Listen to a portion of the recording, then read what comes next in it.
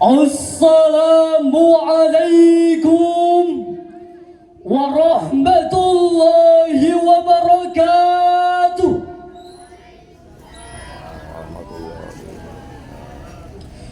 Alhamdulillahilladzi wassaqa man syaa min khalqihi bifadlihi wa karami wa khadala man syaa wa adli. Allahumma salli wa sallim ala sayyidina Muhammad wa ala alihi wa ashabihi ulil fadaili wal karamat. Amma ba'd.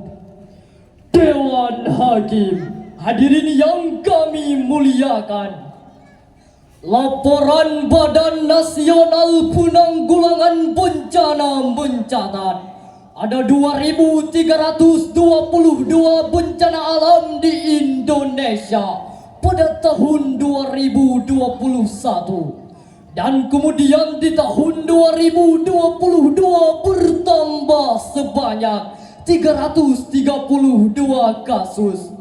Berbagai peristiwa duka di tengah wabah corona terus menyakiti Indonesia. Sejumlah bencana alam yang merenggut korban jiwa di berbagai daerah menambah duka bagi bangsa Indonesia. Peristiwa longsor di Sumedang, Jawa Barat, banjir bandang di Kalimantan Selatan, gempa bumi di Sulawesi Barat, hingga erupsi Gunung Semeru di Jawa Timur sungguh menyayat hati. Belum lagi bencana non-alam seperti kegagalan teknologi dan industri, konflik sosial, teror dan intimidasi, bahkan pandemi masih saja menghantui bumi kita hingga saat ini. Belum usai virus corona, waspada virus Hendra sudah mulai menggejala. Bahaya titis agun pun yang masih diberitakan demensia pasa, cacar monyet juga tak luput membuat kita takut untuk beraktivitas seperti biasa. Rentetan peristiwa bencana ini tidak terjadi begitu saja tanpa sebab dan akibat yang ditimbulkannya. Maka perlu upaya serius segenap elemen bangsa Indonesia untuk menumbuhkan kesadaran bersama mencegah terjadinya bencana. Oleh karena itu hadirin, izinkan kami untuk menyampaikan sebuah syarahan Al-Quran sebagai solusi untuk menyikapi terjadinya bencana alam di negeri ini dengan judul Membangun Kesadaran Pencegahan Bencana Perspektif Al-Quran. Dengan landasan Al-Quran, Surah Ar-Rum ayat 41, Allah berfirman, A'udzu billahi minasy syaithanir rajim.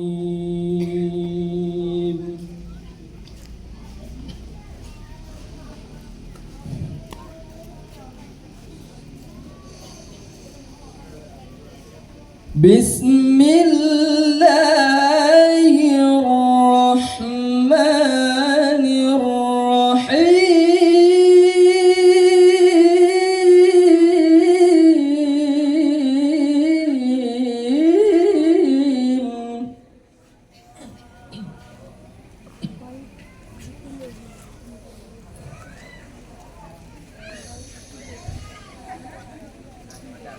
ظهر الفساد في البر والبحر بما كسبت أيدي الناس ليذيقهم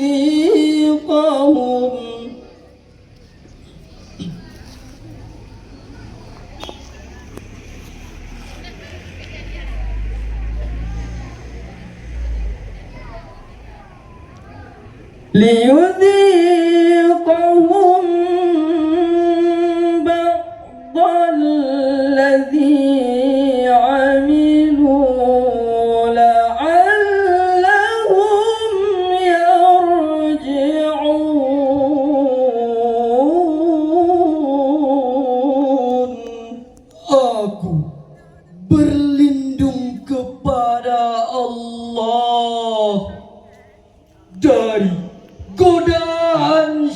syaitan yang terkutuk. Dengan menyebut nama Allah yang Maha Pengasih, Maha Penyayang, telah tampak kerusakan di darat dan di laut disebabkan perbuatan tangan manusia.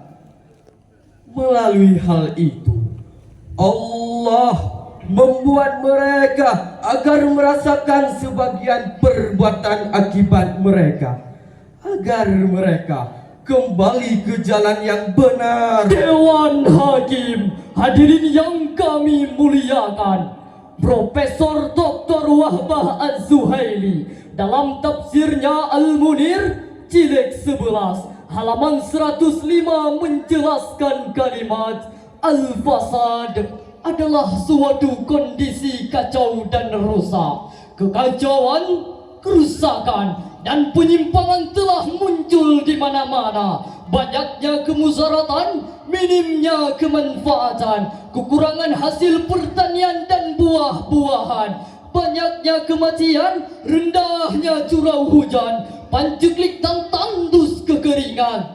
Semua itu akibat dari kemaksiatan, kedurhakaan dan dosa-dosa yang kita lakukan. Sebagaimana Imam Jalaluddin As-Sayuti dan Imam Jalaluddin Al-Mahalli dalam tafsirnya Al-Jami' Al-Qurtubi menjelaskan kalimat bima kasabat aidin nas, karena perbuatan tangan manusia, dengan arti minal ma'asi, karena kemaksiatan. Hal itu karena Allah Subhanahu wa ta'ala merasakan atas segala perbuatan mereka sebagai hukuman, dan menafsirkan kalimat la'allahum yarji'un, agar mereka kembali. Maksudnya adalah supaya mereka bertaubat dari perbuatan-perbuatan maksiat. Oleh karena itu hadirin, Imam Jalaluddin Al-Mahalli menjelaskan dalam kitabnya halaman 75 juga menyatakan bahwa kehidupan alam semesta Saling terkait antar sesama, sehingga kita harus saling menjaga dengan seksama tanpa ada upaya untuk mesaknya. Karena jika terjadi gangguan pada salah satunya, maka yang lain akan terkena dampaknya. Artinya, hubungan manusia dengan alam semesta adalah sebuah keniscayaan yang harus dijaga sebagai wujud ketaatan kepada Allah Subhanahu wa ta'ala. Secara eksplisit, ayat ini memberi pertegasan kepada kita semua bahwa kerusakan yang terjadi di alam semesta ini tidak terlepas dari perbuatan-perbuatan manusia yang melampaui batas. Melampaui batas ini terlihat bagaimana manusia memperlakukan alam semesta, mengeluarkan sumber daya alam dengan besar-besaran dilakukan manusia demi akumulasi kekayaan dengan segelintir orang saja, dan menyebabkan bumi ini rusak binasa. Kerusakan ini membuat alam menghilangkan kondisinya untuk mencegah terjadinya bencana seperti tanah longsor, banjir bandang datang dengan tiba-tiba, banyak tangan-tangan berdosa Merusak tanaman bumi dengan sengaja demi memperkaya diri dengan kelompoknya. Lihat saja bagaimana pengusaha bermain mata dengan penguasa. Cukup dengan transfer rupiah dan dolar berjuta sudah bisa mengeksportasi tanah rakyat jelata, tempat mereka menyambung hidup dengan keluarganya, diusur paksa hingga tak tahu harus kemana. Maka jangan heran jika bencana alam datang bertubi tanpa henti. Bukan hanya alam yang sudah dikerogogi, tapi masih ada tangan dan mata ilahi yang mengawasi. Mungkin saja kita tidak sadar kalau radar langit ternyata lebih sangar dari semesta bumi. Petir menyambar, Badai membuyar, nahar menyembur, lava panas mengganas membakar segalanya. Semesta bergetar, meruntuhkan gunung gedung-gedung tinggi hingga rata. Banjir datang dengan tiba-tiba, hutan terbakar menyisakan polusi udara. Masyarakat terisak isbah. Entah siapa yang peduli dengan negeri ini. Bencana tak kunjung berhenti di negeri Pertiwi. Maka hadirin, percayalah, murka Allah karena ulah tangan kita sendiri. Maka hentikanlah penebangan pohon secara liar tanpa reboisasi. Sudahi tambang ilegal yang merusak perut bumi. Jangan ada lagi penguasa zalim yang hanya mementingkan golongannya sendiri. Karena kezaliman seperti inilah yang mendatangkan bencana. Oleh karena itu hadirin, Allah memberi pertegasan kepada kita semua bahwa dalam Al-Quran Surah Hud ayat 61 Allah berfirman, wa ila thamud akhahum salihah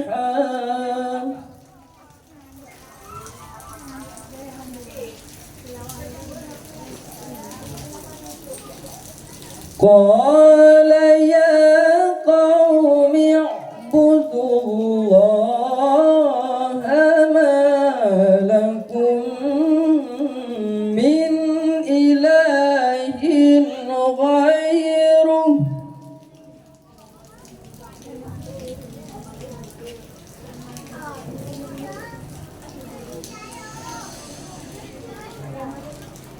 huwa ansha'akum minal ardi wasta'marakum fiha fastaghfiruh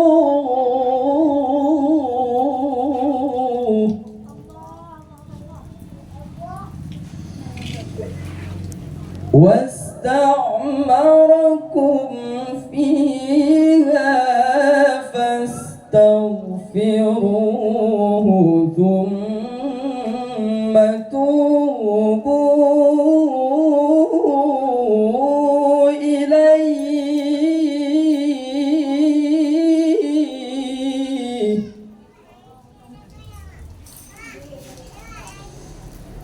Inna Rabbi qaribum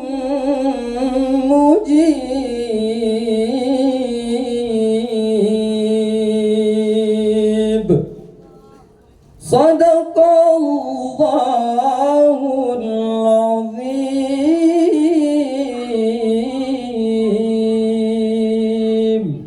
Kepada kaum Samud kami utus saudara mereka Soleh. Dia berkata, wahai kaumku, sembahlah Allah. Sekali-kali tidak ada Tuhan bagimu selain Dia yang telah menciptakan kamu dari bumi dan menjadikan kamu pemakmurnya. Oleh karena itu, mohonlah ampunan kepadanya, kemudian bertaubatlah kepadanya. Sesungguhnya Tuhanku sangat dekat, lagi maha memperkenankan doa hambanya. Maha benar Allah yang maha agung atas segala firman-Nya. Dewan Hakim, hadirin yang kami muliakan, Imam Al-Qurtubi dalam tafsirnya Al-Jami' Al-Qurtubi Ahkamil Quran jilid pertama halaman 148 sampai 149 memiliki makna wastakbarakum fiha, memiliki makna untuk memakmurkan negeri ini. Dewan Hakim, hadirin pencinta syarhil Quran di Bungo Pasir, dari uraian syarahan singkat kami tadi, dua hal sebagai komputasi. Yang pertama, Allah Subhanahu wa Ta'ala mempertingkahkan kita untuk memakmurkan negeri ini. Yang kedua, bumi Indonesia, indah sekeping tanah dari surga. Jangan sampai tangan-tangan jahil berdosa merusak pesonanya. Hanya ini yang dapat kami sampaikan. Lebih dan kurang kami mohon maaf. Assalamualaikum warahmatullahi wabarakatuh. Waalaikumsalam warahmatullahi wabarakatuh. Hadirin yang berbahagia, pencinta Syarhil Quran yang kami banggakan, yang barusan tampil merupakan utusan dari Kemukiman Tengah atas nama pensyarah Rasya Maulana Sani Tilawah Ahmad Tajul Zuhdi dan Qari Muhammad Lutfi. Berikan tepuk tangan yang paling meriah kepada ananda kita. Dengan berakhirnya pemegang nomor undian